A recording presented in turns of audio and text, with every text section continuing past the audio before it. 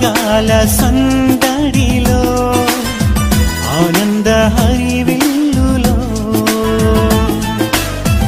మల్లెల పరిమళ చల్లులలో కోయిల గానాలలో. ప్రియమైన సహోదరుడు యోబు அவர்களை குறித்து நான் நன்றாய் அறிவேன். యోబు గారి గురించి నేను బాగా తెలుసుకున్నాను. அவர் ஒரு நல்ல ஊழியக்காரர். ఆయన ఒక మంచి సేవకుడు. அவருக்கு 2 பிள்ளைகள். ఆయనకి 2 పిల్లలు. அவருடைய சின்ன மகளை వాళ్ళ చిన్న కుమార్తెను என்னுடைய ஆவிக்குரிய சகோதரனுக்கு నా ఆత్మీయమైన సహోదరుడుకు நிச்சயம் செய்யும்படியாக நாங்கள் வந்திருக்கிறோம். నిశ్చయం చేయటకు మేము వచ్చున్నాము. பிரியமான தேவ பிள்ளைகளே, ప్రియమైన దేవుని బిడ్డలారా, என்னுடைய ஆவிக்குரிய சகோதரன் నా యొక్క ఆత్మీయమైన సహోదరుడు பிரதர் நிக்கில் அவர்கள் బ్రదర్ నిఖిల్ వారు என்னிடத்தில் தான் வளர்ந்தார். నా దగ్గర ఎదిగారు. நான் தான் அவருக்கு ஞானஸ்தானம் கொடுத்தேன். నేనే వాళ్ళకు బాప్తిస్మం ఇచ్చాను. நான் இப்போது அவருக்கு ஒரு ஆவிக்குரிய தகப்பனாய் இருக்கிறேன். నేను ఇప్పుడు ఆయనకు ఒక ఆత్మీయమైన తండ్రిగా ఉన్నాను. அதே போல சிஸ்டர் சந்தியா அவர்கள் అదే విధంగా సిస్టర్ సంధ్య వాళ్ళు ஒரு ஊழியக்காருடைய மகள். ఒక సేవకుడి యొక్క కుమార్తె. இவர்கள் 2 பேரும் వీళ్ళిద్దరూ இன்னும் கொஞ்ச நாட்களிலே ఇంకా కొన్ని దినముల్లో பரிசுத்த மெய் விவாகத்தினாலே పరిశుద్ధ వివాహం ద్వారా 2 சரீரம் ஒரே சரீரமாக இணைக்கப்பட போகிறது. రెండు శరీరము ఏక శరీరంగా మార్చబడబోతుంది. அன்பான சகோதர சகோதரிகளே, నా ప్రియమైన సహోదరుడా సహోదరి, இன்று 2 குடும்பங்கள் மட்டும் இணைவதில்லை. రెండు కుటుంబస్తులు మాత్రము బంధువు అవడం కాదు, தேவனுடைய சித்தத்தின்படி దేవుని చిత్త ప్రకారం 2 பேரும் ஒரே வாழ்க்கை இணைக்கப்படுவதற்கான ஒரு ஆயத்தத்தை நாம் செய்து கொண்டிருக்கிறோம். ఇద్దరు ఒక జీవితమును ప్రారంభించడానికి మనం సిద్ధపరుస్తున్నాము. அன்பான தேவ பிள்ளைகளே, నా ప్రియమైన దేవుని బిడ్డలారా, ఎంగేజ్మెంట్ என்பது ఎంగేజ్మెంట్ అనేది திருமணத்துக்கு முன்பாக వివాహమునకు ముందు திருமண வாழ்க்கையில அவங்க எப்படி நடந்து கொள்ள வேண்டும் என்பதற்காக వివాహ జీవితంలో వాళ్ళు ఎట్లా నడుచుకోవాలి అనడానికి ஒரு ప్రిపరేషన్ டைம் அவங்களுக்கு குறிச்சிட்டு நம்ம கடந்து போக போறோம். వాళ్ళకి ఒక సిద్ధపాటు టైంను మనం సిద్ధపరిచి వెళ్తున్నాము. பிரியமான தேவ பிள்ளைகளே, ప్రియమైన దేవుని బిడ్డలారా, ఎంగేజ్మెంట్ என்பது ఎంగేజ్మెంట్ అనేది வெறும் மோதிரத்தை மாற்றிக் கொள்ளுகிற நிகழ்ச்சி அல்ல. బట్టి ఉంగరం మార్చుకునే ఒక దృశ్యం మాత్రం కాదు. அது திருமண உடன்படிக்கையில అది వివాహ నిబంధన, பரிசுத்த வாக்குறுதியை பெற்றுக் கொள்ளுகிற ஒரு காரியம். పరిశుద్ధ వాగ్దానం పొందుకునే ఒక కార్యము. திருமணத்தை மனிதன் உருவாக்கினதல்ல, వివాహమును మనిషి ఏర్పరిచింది కాదు, அது தேவனால் உருவாக்கப்பட்டது. అది యెహోవా ద్వారా ఏర్పరిచింది. ஆகவே திருமணத்திலே కనుక వివాహంలో மைய பொருளாக ஆண்டவராக இயேசு கிறிஸ்து இருக்க வேண்டும். ముఖ్యంగా ప్రభువైన యేసుక్రీస్తు ఉండాలి. நான் ஒரு వசனத்தை వాసిக்கும்படி உங்களை అன்பోடு கேட்டுக்கொள்கிறேன். నేను ఒక వాక్యం చదవమని మిమ్మల్ని ప్రేమతో అడుగుచున్నాను. நீதிமொழிகள் எழுதின புத்தகம் సామెతలు 18ஆம் அதிகாரம் 18వ అధ్యాయం 22ஆம் வசனத்தை வாசிக்கலாம். 22వ వచనం. நீதிமொழிகள் 18:22. సామెతలు 18:22. வசனம் இப்படியாய் சொல்லப்பட்டிருக்கிறது. వాక్యం ఈ విధంగా చెప్పబడి, மனைவியை கண்டடிகிறவன் భార్య దొరికిన వాడు நன்மையை கண்டடிகிறான், మేలు కలిగెను. அவன் கர்த்தரிடத்துல தயவு பெற்றுக் கொள்கிறானா. అతడు యెహోవా వలన దయ కలిగి దయ పొందుకొనును. அன்பான சகோதர சகோதரிகளே, నా ప్రియమైన సహోదరుడా இங்க கூடி సహోదరి, வந்திருக்கிற சொந்த பந்தங்களுக்கு நான் சொல்லுகிற ஒரு காரியம். ఇక్కడ కూడి వచ్చున్న బంధుమిత్రులకు నేను చెప్పే, நான் அநேக முறை இந்த கிராமத்துக்கு நான் வந்திருக்கிறேன். నేను అనేక సార్లు ఈ గ్రామమునకు వచ్చున్నాను. ஆனால் நான் எப்போதும் நினைத்து பார்த்ததில்லை. కానీ నేను ఎప్పుడు ఊహించింది లేదు, அருமையான சகோதரன் யோபுடைய குடும்பத்தோடு கூட நாங்கள் ஐக்கியம் வைத்துக் கொள்வோம் என்று. ప్రియమైన యోబు బ్రదర్ కుటుంబంతో మేము ఐక్యం కలిగి ఉంటాం. ஆனால் பாருங்க தேவ பிள்ளைகளே, చూడండి దేవుని బిడ్డలారా, தேவனுடைய சித்தம் இப்படியா இருக்கிறபடினாலே దేవుని చిత్తం ఈ విధంగా ఉన్నందువల్ల என்னுடைய ஆவிக்குரிய சகோதரனுக்கு నా ఆత్మీయమైన సహోదరుడు ஒரு ஏற்ற துணியை ஆண்டு எங்களுக்கு காண்பித்து తగిన తోడును దేవుడు మాకు బయలుపరిచి இன்றைக்கு ఈ దినము அருமையான மகளை அவருக்கு என்று நிச்சயம் பண்ணும்படியாய் வந்திருக்கிறோம். ప్రియమైన కుమార్తెను ఆయన కొరకు నిశ్చయం చేయడానికి நண்பு వచ్చాము. சகோதரா నా ప్రియ సహోదరుడా நிக்கில், நான் உங்களுக்கு சொல்லுகிறேன், నిఖిల్, నేను మీకు చెప్తున్నాను, மனைவியை கண்டடிகிறவன் భార్య దొరికిన వాడు நன்மையை கண்டடிகிறானா, మేలు దొరికినంట. அவன் தேவனிடத்தில் கிருபை பெற்றுக் கொள்கிறானா. అతడు యెహోవా దగ్గర కృప పొందిన நீங்க எத்தனை நாட்கள் இந்த உலகத்தோடு வாழ்ந்திருக்கலாம், ఇన్ని దినములు లోకంతో జీవించుండొచ్చు, நீங்க ஜெபம் பண்ணிருக்கலாம், మీరు ప్రార్థన చేస్తుండొచ్చు, ஆண்டவரிடத்தில் நன்மையான காரியத்தை பெற்றுக் கொண்டிருக்கலாம். దేవుని దగ్గర నుంచి మేలైన ఈవులను என் పొందొచ్చు. அன்பு சகோதரா, நான் உனக்கு சொல்லுகிறேன், నా ప్రియ సహోదరుడా, నేను నీకు எப்போது உன்னுடைய மனைவியை நீ கண்டடிக்கிறியோ, ఎప్పుడైతే నీ భార్యను నీవు కనుకొని ఉన్నావు. அப்போது நீ ஆண்டவரிடத்தில் கிருபை பெற்றவனாய் இருக்கிறாய். అప్పుడు నీవు దేవుని దగ్గర కృప పొందిన వాడుగా ఉంటావు. அன்பான தேவ பிள்ளைகளே, నా ప్రియమైన దేవుని బిడ్డ, மனைவி ஏதோ ஒரு பரிசு பொருள் அல்ல. భార్య అంటే ఏదో ఒక బహుమానం కాదు. ஆதாமுக்கு ஏவாளை ఆదాముకు హవ్వను ஆண்டவர் கிருபையாய் கொடுத்தாராம். దేవుడు కృపగా ఇచ్చాడట. அதே போலதான் అదే విధముగా இன்றைக்கு அருமையான சகோதரர் நிக்கில் அவர்களுக்கு ఇది నా ప్రియమైన సహోదరుడు నిఖిల్ சகோதரி சந்தியா அவர்களை సహోదరి సంధ్య వాళ్ళకు ஆண்டவர் கிருபையாய் கொடுத்திருக்கிறார். దేవుడు కృపగా ఇచ్చున్నాడు. அன்பான தேவ பிள்ளைகளே, నా ప్రియమైన దేవుని బిడ్డలారా, இது தேவனுடைய சித்தம் என்று நான் விசுவாசிக்கிறேன். ఇది దేవుని యొక్క ప్రణాళికని నేను విశ్వసిస్తున్నాను. ஏனென்றால் ఎందుకంటే இன்னைக்கு ரெண்டு சரீரமும் ఇది రెండు శరీరం ஒரே சரீரமா இன்னும் கொஞ்ச நாட்கள் இணைக்கப்பட போகிறது. ఒకే శరీరంగా ఇంకా కొన్ని దినముల్లో ఎంచబడబోతుంది. ஒரு வசனத்தை நம்ம வாசிக்கலாம். ఒక వాక్యం మనం చదువుకుందాం. நீதிமொழிகள் எழுதின புத்தகம் సామెతలు 19 அதிகாரம் 19వ అధ్యాయం 14 வசனத்தை வாசிக்கலாம். 14వ వచనం చదువు. வீடும் ஆஸ்திகளும் பிதாக்கள் கொடுக்கிற சுதந்திரமாய் இருக்கிறது. ఇల్లు ఆస్తియు பிதாக்கள் கொடுக்கிற சுதந்திரமாய் இருக்கிறது. తండ్రులు ఇచ్చే స్వతంత్రమై ఉంది. ஆனா புத்தியுள்ள மனைவியோ కానీ బుద్ధి కలిగిన தேவன் கொடுக்கிற ஈவா இருக்கிறது. దేవుడు ఇచ్చు మేలుగా ఉంది. கொஞ்சம் யோசித்து பாருங்க. కొంచెం ఆలోచించి చూడండి. ஏறத்தாழ 600 கிலோமீட்டர் தள்ளி நாங்க இருக்கிறோம். దాదాపు 600 కిలోమీటర్లు మేము దూరంగా ఉన్నాము. மகன் இனிமேல் அவர் மாமியார் வீட்டுக்கு வரதுக்கு ஒரு நாள் ஃபுல்லா ட்ரெயின்ல டிராவல் பண்ணோம். కుమార్తె కుమిట వాళ్ళ అమ్మగారి ఇంటికి రావాలంటే అత్తగారింటికి రావాలంటే రాత్రంతా మేము ప్రయాణం చేయాలి. సహోదరుడి కుమిట అత్తగారి ఇంటికి రావాలంటే రాత్రంతా ప్రయాణం చేయాలి. ஆனாலும் అయినను இது தேவனுடைய சித்தமாய் இருக்கிறது. ఇది దేవుని యొక్క చిత్తమై அருமையான சகோதரனுக்கு ప్రియమైన సహోదరుడు ஏற்ற துணை என்பது తగిన తోడు అని ஆண்டவர் எங்களுக்கு காண்பித்தபடினாலே దేవుడు మాకు బయలుపరిచినందువల్ల இன்றைக்கு ఈ దినము என் அன்பு சகோதரனுக்கு నా ప్రియ సహోదరుడికి என் அன்பு சகோதரியை నా ప్రియ సహోదరుడిని நிச்சயம் பண்ணும்படியாக நாங்கள் வந்திருக்கிறோம். నిశ్చయం చేయడానికి మేము వచ్చున్నాము. நாங்கள் நிச்சயம் பண்ணுவதற்கு முன்பாக మేము నిశ్చయం చేయడానికి ముందు நீங்க அமர்ந்து கொண்டிருக்கிற ఇక్కడ కూర్చొని ఉండే அருமையான சகோதரனுக்கும் ప్రియమైన సహోదరుడికి மகளுக்கும் நான் 5 காரியங்கள் சொல்ல ஆசைப்படுகிறேன். ఆ కుమార్తెకు నేను 5 కార్యములు చెప్పడానికి ఆశపడుతున్నాను. என்கேஜ்மெண்ட் எதுக்காக பண்றாங்க?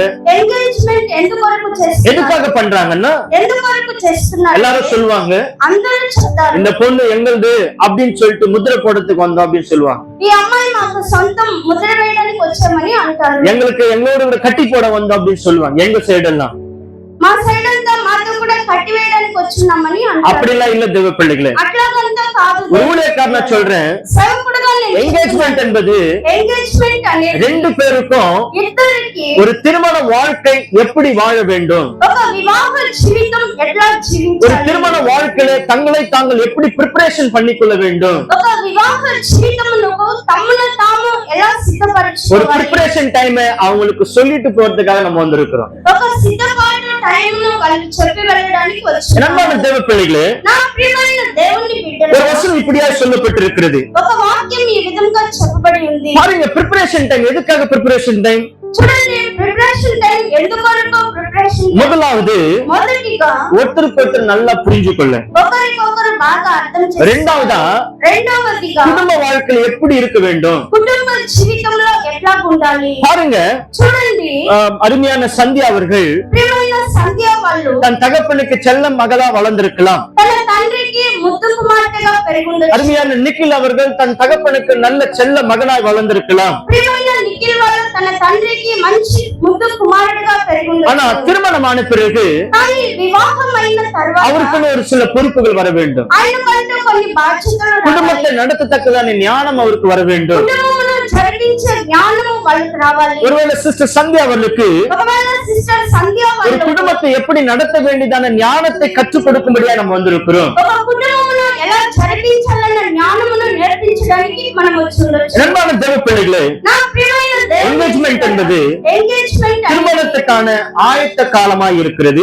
వివాహమునకు సిద్ధపాటు కాలమై ఉంది. இந்த நாட்களில் நீங்க என்ன செய்ய வேண்டும்? ఈ దినములో మీరేం చేయాలి? ஆவிக்குரிய வாழ்க்கையில வளர வேண்டும், ఆత్మీయ జీవితంలో ఎదగాలి, ஜெபிக்க வேண்டும். ప్రార్థన చేయాలి. எப்படி ஜெபிக்க வேண்டும்? ఎట్లా ప్రార్థన చేయాలి? அருமையான ஐயா அவங்க சொன்னாங்க, ప్రియమైన అయ్యగారు వాళ్ళు చెప్పారు, உங்களுடைய ஜெபம் பரிமள வாசனமாய் இருக்க வேண்டும். మీ ప్రార్థన పరిమళ వాసనగా ఉండాలి. அது எப்படி இருக்கும்? అది ఎట్లా ఉంటుంది? ஒருத்தருக்கு ஒருத்தர் ஜெபிக்கிற போது ఒకరికొకరు ప్రార్థన చేస్తున్నారు. நீங்க మీరు உங்களுடைய வருங்கால கணவனுக்காக ஜெபிக்கிற போது, మీకు కాబోయే భర్త కొరకు ప్రార్థన చేస్తున్నారు, நீங்க మీరు உங்க வருங்கால மனைவிக்காக ஜெபிக்கிற போது, మీకు కాబోయే భార్య కొరకు உங்களுடைய ప్రార్థన ஜெபம் చేస్తున్నప్పుడు మీ యొక్క ప్రార్థన பரிமள ஜெபமா இருக்கிறது. పరిమళ ప్రార్థనగా ఉంటుంది. இரண்டாவதா ஒருத்தருக்கு ஒருத்தர் புரிந்து கொள்ள வேண்டும். రెండవదిగా ఒకరికొకరు అర్థం చేసుకోవాలి. மூன்றாவதாக குடும்ப பொறுப்புகளை உணர்ந்து அறிந்து கொள்ள வேண்டும். మూడవదిగా కుటుంబ బాధ్యతలు ఎరిగి ఆ ప్రకారం నడుచుకోవాలి. హల్లెలూయా. హల్లెలూయా. நான் சில உதாரணம் சொல்ல ஆசைப்படுகிறேன். నేను కొన్ని ఉదాహరణలు చెప్పడానికి ఆశపడుతున్నాను. மேபி இது ஒரு லிட்டில் பிரின்ஸா இருக்கலாம், வீட்ல ఇద్దరు லிட்டில் பிரின்ஸா இருக்கலாம், வீட்ல ரொம்ப செல்ல பொண்ணா இருக்கலாம், ఇంట్లో చాలా ముద్దు కుమార్తెగా ఉండొచ్చు, செல்ல மகனா இருக்கலாம். ముద్దు కుమారుడుగా ఉండొచ్చు. திருமணமான பிறகு వివాహమైన తర్వాత திருமண வாழ்க்கைக்கு ஏற்றபடி நம்ம நடந்து கொள்ள வேண்டும். వివాహ జీవితమునకు తగినట్టుగా నడుచుకోవాలి. அன்பான தேவ பிள்ளைகளே, నా ప్రియమైన దేవుని இந்த விவாகத்துக்கு முன்னாக ఈ వివాహమునకు ముందు நீங்க செய்ய வேண்டிய காரியம், మీరు చేయాల్సిన కార్యం 1 தெசலோனிக்கேயர் எழுதின புத்தகம் 1 దశలోనికి 4 அதிகாரம் 4వ అధ్యాయం 3-4 வசனங்களை பார்க்கிற போது, 3-4 వచనములు చూస్తాం. கர்த்தருக்குள் உங்களுடைய சித்தம் என்ன என்று பார்த்தீங்கன்னா, యెహోవా యందు మీ యొక్క చిత్తం ఏమిటని చూస్తాం. நீங்கள் பரிசுத்தமாய் இருப்பதே கர்த்தருடைய சித்தமாய் இருக்கிறது. మీరు పరిశుద్ధులుగా ఉండుటే దేవుని చిత్తమై ఉంది. இப்போது நாங்க ఎంగేజ్మెంట్ முடிச்சிட்டு போறோம். ఇప్పుడు మేము ఎంగేజ్మెంట్ జరిపించి వెళ్తాం. நீங்க ரெண்டு பேரும் எப்படி இருக்கணும்னா, మీరిద్దరూ ఎట్లా ఉండాలి? வார்த்தையில பரிசுத்தமாய் இருக்கணும், మాటల్లో పరిశుద్ధులుగా ఉండాలి, நடவடிக்கையில பரிசுத்தமாய் இருக்கணும், నడవడికల్లో పరిశుద్ధులుగా ఉండాలి, எல்லாவற்றையும் ஓபன் புக்கா இருக்கணும், అన్నిట్లో ఓపెన్ బుక్ గా ఉండాలి, ஒருத்தருக்கு ஒருத்தர் நீங்க அண்டர்ஸ்டாண்ட் பண்ணிக்கணும். ఒకరికొకరు మీరు అండర్స్టాండింగ్ ஏனென்றால் ఎందుకంటే அருமையான மகள் நல்ல ஒரு ஊழியக்காரருடைய மகளா இருக்கிறாங்க. ప్రియమైన సహోదరి ఒక సేవకురాలు కుమార్తెగా ఉన్నారు. அதே போல அருமையான சகோதரன் అదే విధముగా ప్రియమైన ஒரு సహోదరి ஊழியக்காரருடைய மகனா இருக்கிறார். ఒక సేవకుడి యొక్క కుమారుడుగా ఉన్నారు. நண்பான தேவ பிள்ளைகளே, నా ప్రియమైన దేవుని நாம் இந்த ఉலகத்துக்கு கிறிஸ்து வெளிப்படுத்துவதா இருக்க வேண்டும். మనము ఈ లోకమునకు క్రీస్తుని బయలుపరచువారుగా ఉండాలి. உங்களுடைய திருமண நாள் முடிவு வரையும் మీ యొక్క వివాహ దినము అయ్యేంత వరకు தேவனை பிரியப்படுத்துவதும், దేవుని ప్రియపరచువారు, உங்களுடைய வாழ்க்கையில தேவனுடைய நாம மகிமைக்கென்று ஒவ்வொரு நாளும் நீங்க வாழ கற்றுக்கொள்ள வேண்டும். మీ యొక్క జీవితము దేవుని మహిమ కొరకు ఒక్కొక్క దినం జీవించడం మీరు ప్రారంభించాలి. அன்பான தேவ பிள்ளைகளே, ప్రియమైన దేవుని బిడ్డలారా, நம் புதியற்பாட்டு காலத்துல மத்திய சுவிசேஷத்துல ஒரு வசனத்தை பார்க்கிறோம். మనం క్రొత్త నిబంధన కాలంలో మత్తయి సువార్తలో ఒక మాట చూస్తున్నాము. இயேசு கிறிஸ்துவை மணவாளன் என்று சொல்லப்பட்டிருக்கிறது. యేసుక్రీస్తుని పెండ్లి కుమారుడని చెప్పబడింది. நம்மளை மணவாட்டியில் என்று சொல்லப்பட்டிருக்கிறது. మనలను పెండ్లి కుమార్తె అని చెప్పబడింది. மணவாளனை சந்திக்க மணவாட்டி தன்னை எப்படி ஆயத்தம் பண்ணிக் கொள்கிறாள் என்பதை நாம் பார்க்கிறோம். పెండ్లి కుమారుని సంధించడానికి పెండ్లి కుమార్తె తను ఎలా సిద్ధపరచుకుంటుందో మనం చూస్తాం. அதே போல అదే విధముగా உங்களுடைய திருமண நாள் வரும்போதையோ మీ యొక్క వివాహ దినం அதை வருவதற்கு முன்பாக అది రావడానికి ముందు உங்களை நீங்களே பரிசுத்தம் பண்ணி உங்களை நீங்கள் ஆயத்தம் பண்ணிக் கொள்ளும்படி உங்கள் அன்போடு கேட்டுக்கொள்கிறேன். మిమ్మల్ని మీరు పరిశుద్ధపరచుకొని మిమ్మల్ని మీరు సిద్ధపరచుకోమని ప్రేమతో అడుగుచున్నాను. எதற்காக இந்த 2 குடும்பத்தை ஆண்டவர் இணைக்கிறார்? ఎందుకొరకు ఈ రెండు కుటుంబములను దేవుడు జతపరుస్తున్నాడు? புத்தியுள்ள ஒரு சந்ததி இந்த உலகத்தில் பிறக்க வேண்டும் என்பதற்காக, బుద్ధి కలిగిన సంతతి ఈ లోకంలో జన్మించడం కొరకు, ஆண்டவருக்கு வேறுபட்ட ஒரு சந்ததி இந்த உலகத்தில் வேண்டும் என்பதற்காக இந்த 2 குடும்பத்தை ஆண்டவர் இணைக்கிறார். దేవుని కొరకు ఏర్పరచబడిన సంతతి ఈ భూమిలో బయలుపరచబడాలని ఈ రెండు కుటుంబములు దేవుడు அன்பான జతపరుస్తున్నాడు. தேவ பிள்ளைகளே, నా ప్రియమైన உங்களுடைய దేవుని திருமண நாட்கள் முடிவு வரையும் మీ యొక్క వివాహ దినం అయ్యేంత உங்க వరకు பரிசுத்தத்தை நீங்க காத்துக் கொள்ளுங்க. మీ యొక్క పరిశుద్ధతను మీరు కాచుకోండి. இரண்டாவது, రెండవది ஜெபத்துல ஒருத்தருக்கு ஒருத்தர் ஜெபிக்கும்படி கற்றுக்கொள்ளுங்க. ప్రార్థనలో ఒకరికొకరు ప్రార్థన చేయడం నేర్చుకోండి. திறந்த மனதுடன் பேச கற்றுக்கொள்ளுங்கள். திறந்த மனசு, ஓபன் மனசோட ఒకరికొకరు అర్థం చేసుకునే మనసు నేర్చుకోండి. உங்களுடைய எதிர்பார்ப்புகளை பகிர்ந்து கொள்ளுங்கள். మీ యొక్క ఎదురు చూపును పంచుకోండి. நிறைய திருமணத்தை நான் பார்க்கிறேன். చాలా వివాహములు నేను చూస్తున్నాను. அவங்களுடைய காரியம் என்ன, இவங்களுடைய காரியம் என்ன புரிந்து கொள்ளாமல் திருமணம் செய்து வைக்கிறோம்.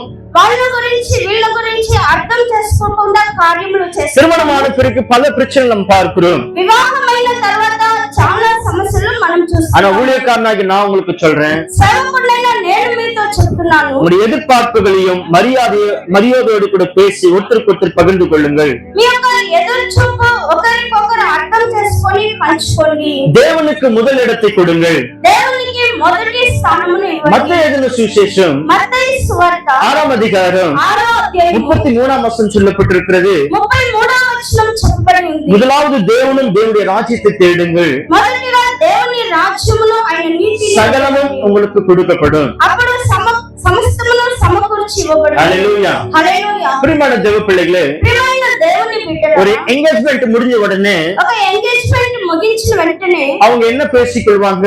వాళ్ళు ఏం మాట్లాడుకుంటారు? அவங்களுடைய ஃபியூச்சரை பத்தி பேசிக்கொள்வாங்க. వాళ్ళ యొక్క ఫ్యూచర్ గురించి ஃபியூச்சர் எப்படி இருக்கணும்?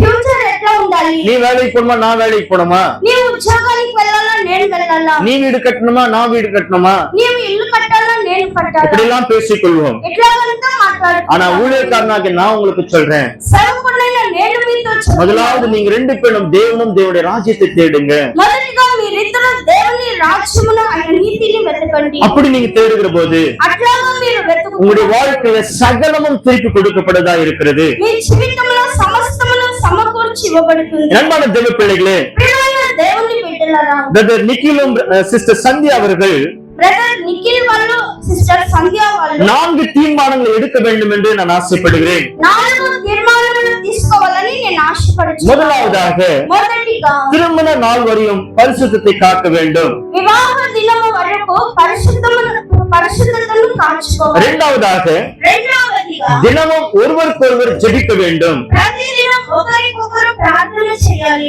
எங்களுடைய குடும்ப தேவைகளை தேவனுடைய மகிமைக்கென்று ஒப்பு கொடுக்க வேண்டும்.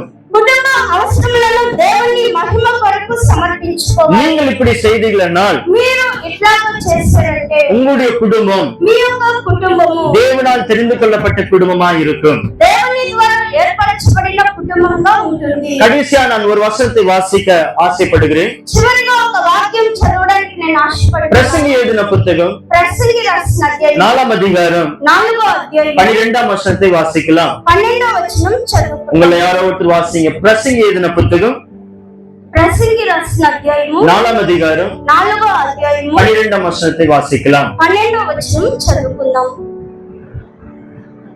உங்களை யாரோ வாசிக்கிறீங்களா? చదవండి. ఒంటరియగు ఒకని